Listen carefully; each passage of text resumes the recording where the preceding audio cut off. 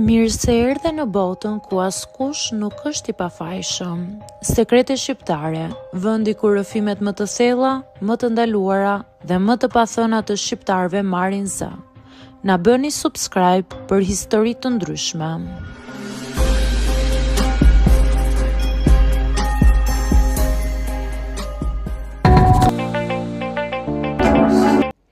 Kjo është një histori që nuk do ta kisha ndarë kurrë, po ndoshta tani është koha. Nuk është e lehtë të pranohem për atë që jam. E di se do të më dënohet shpirti që kam brenda, por mund të them me siguri që ky sekret më ka marrë shumë më shumë se sa mund ta imagjinoja. Më mirë të filloj nga fillimi, ndoshta mund të kuptoni pse nuk kam mundur ta ndaloj veten. Linda është motra ime.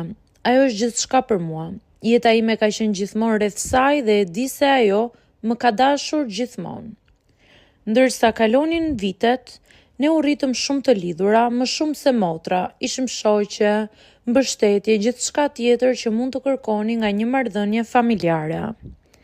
Ajo ishte gjithmonë e shoqërueshme, e drejtuar dhe unë isha më e tërhequr, por gjithsesi, gjithmonë gjeja forcën tek ajo. Kur ajo filloi të dilte me Andin, nuk mendova se kishte ndonjë gjë të veçantë. Ai ishte i qetë, serioz, por gjithashtu i kujdesshëm për të. E vlerësoja që ishin kaq të lumtur së bashku dhe gjithmonë i thosha vetes se ai ishte një djalë i shkëlqyer. As nuk kisha dyshim se ai ishte njeriu që ajo kishte kërkuar gjithë jetën. Gjithçka ndryshoi një ditë të zakonshme pranvere, kur Linda kishte disa punë jashtë dhe më kërkoi të qëndroja për disa ditë tek shtëpia e saj. Ajo kishte planifikuar të shkonte për një vizitë të shkurtër tek familja e saj dhe mua më dukej një mundësi e shkëlqyer për të kaluar pak kohë vetëm. Andi ishte atje sigurisht. Ishim gjithmonë shok të mirë, por kurrë nuk ishim afruar më shumë. Ai ishte burri i motrës time dhe në mendjen time ishte i paprekshëm, dikush që nuk do të duhej të kishte asnjë lidhje me mua më shumë se ajo që kishim. Por kur qëndrova atje, diçka ndryshoi. Ai kishte një mënyrë të veçantë për të bërë të ndihesh sikur je e rëndësishme, sikur çdo fjalë e tij ishte e menduar dhe e kujdesshme. Bisedat tona filluan të bëheshin më të shpeshta. Flisnim për gjithçka, për jetën, për punën, për ëndrat. Ajo që më bënte të ndihem e veçantë është se ndryshe nga të tjerët, ai më dëgjonte me vëmendje, pa ndihmuar apo pa më dhënë një mendim të menjëhershëm. Në ato momente kur ai fliste, ndihesha sikur ishim vetëm ne të dy. Kjo më përplaste në një botë tjetër. Një natë kur Linda ishte jashtë, ai më ftoi të dilnim për një shëtitje. Në atë moment nuk mendoja se diçka do të ndodhte. Por gjithçka filloi me një shikim të thjeshtë që qëndroi më shumë se sa duhej. Ishim në një park të vogël. Gjithçka rreth nesh ishte e qetë dhe e mbuluar nga dritat e muajit. Atëherë, pas një paralajmërim, ai më preku dorën. Nuk e dija si të reagoja, po ndihesha sikur nuk mund të largoja dot duart e tij. Syt më pan thellë dhe ishte si një tingull i qetë që më shpërtheu në mendje. Kur buzët e tij prekën të mia, çdo gjë ndryshoi. Nuk isha e sigurt se çfarë po ndodhte, por diçka brenda më tha, mos ndalo. Pas atij momenti, çdo gjë ishte e ndërlikuar. Te puthja edhe deri më tej, arrita që burrin e motrës time ta bëja diçka më afër. Ndihesha sikur kishte ndodhur gjëma. Të nesërmen, Linda u kthye. Sytë e mi ndiheshin të mbushura me një ndjesi të çuditshme, por gjithçka që mund të bëja ishte të mbaja të fshehur atë që kishte ndodhur. E dinim që gjithçka kishte kaluar dhe po vija në vete, por ndihesha si një e huaj. Takimet me Antin vazhduan, të shkurtra, të fshehta dhe gjithmonë me një ndjenjë përgjegjësie. Ai më shihte si një grua tjetër, jo si motrën e gruas së tij, dhe ai e dinte se çfarë po bënim.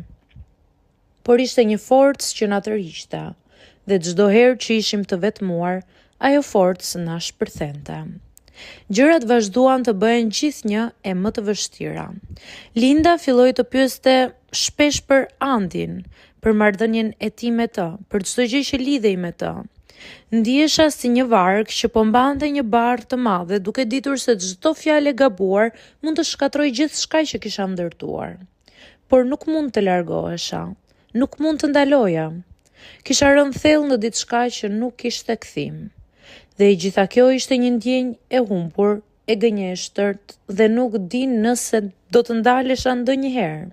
Të gjithë e dim se sekreti ka një mënyrë për të dalë në sipërfaqe.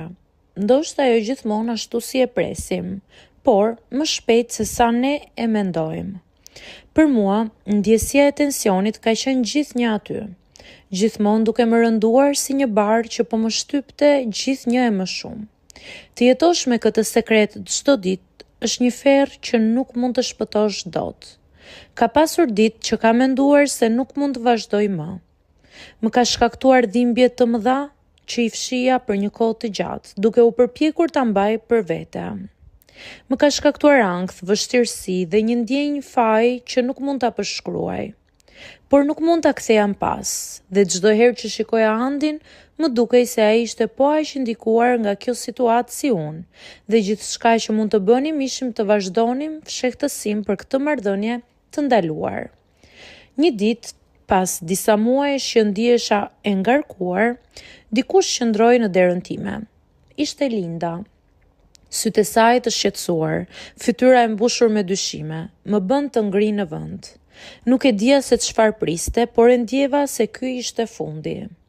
Kam dyshime, më tha ajo duke mbajtur frymën. Po ndodh diçka që nuk e kuptoj. Ti dhe Andi ka diçka që nuk është si më parë. Zëri i saj kishte një ngjyrim shqetësimi dhe unë nuk mund të shija që ajo po luftonte me veten për të thënë atë që mendonte.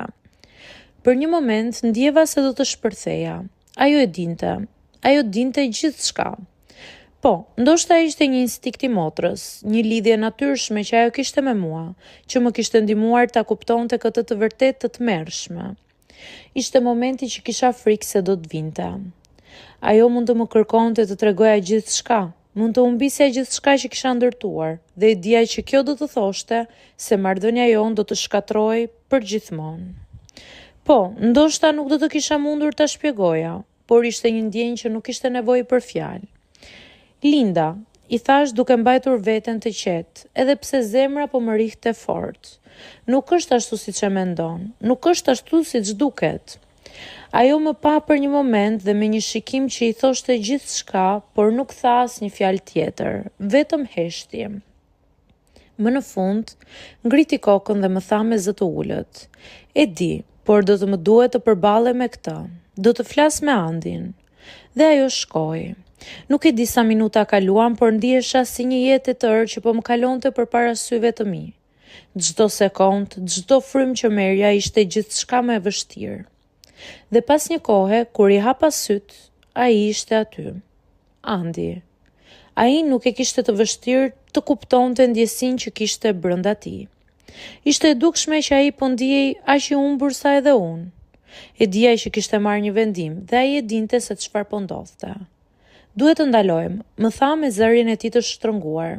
Ky është një fund që do të shkatrojë gjithçka. Ne duhet të përballemi me pasojat. Ai kishte të drejtë. E kuptova atë që kishim krijuar, nuk mund të ndodhte më. Pasojat ishin fatale, të pashmangshme. Kjo ishte një marrëdhënie që kishte shkatruar çdo kuptim të besnikërisë, çdo kuptim të dashurisë dhe që kishte cënuar çdo lidhje familjare. Ne nuk mund të shpëtonim nga ajo që kishte ndodhur, por mund të përpiqeshim të shihnim se si të shëroheshim nga kjo dhimbje. Ai mori përgjegjësinë e tij dhe unë e pranova. Linda e mori vesh. Ajo mbajti veten të fortë. Pas asaj nuk ka pasur kurrë një moment të lehtë, por të dy kemi vazhduar jetën, secili duke mbajtur pasojat e vendimeve tona. Nuk mund të kthehemi pas, por mund të përpiqemi të jemi më mirë. Tani, kur e mendoj atë që ndodhi, ndjej një lloj qetësie të hidhur. E di se nuk mund ta fshij atë që ndodhi, por jam e gatshme të përballem me jetën dhe pasojat e saj. Ndoshta ndodhi kështu për të mësuar se nuk mund të luash me zjarin pa u djegur. Ndoshta ishte çmimi që duhej të paguaja për të kuptuar se dashuria nuk është gjithmonë e drejtë dhe as marrëdhëniet nuk janë gjithmonë të thjeshta. Por gjithsesi, kjo është historia ime. Kjo është ajo që unë kam jetuar.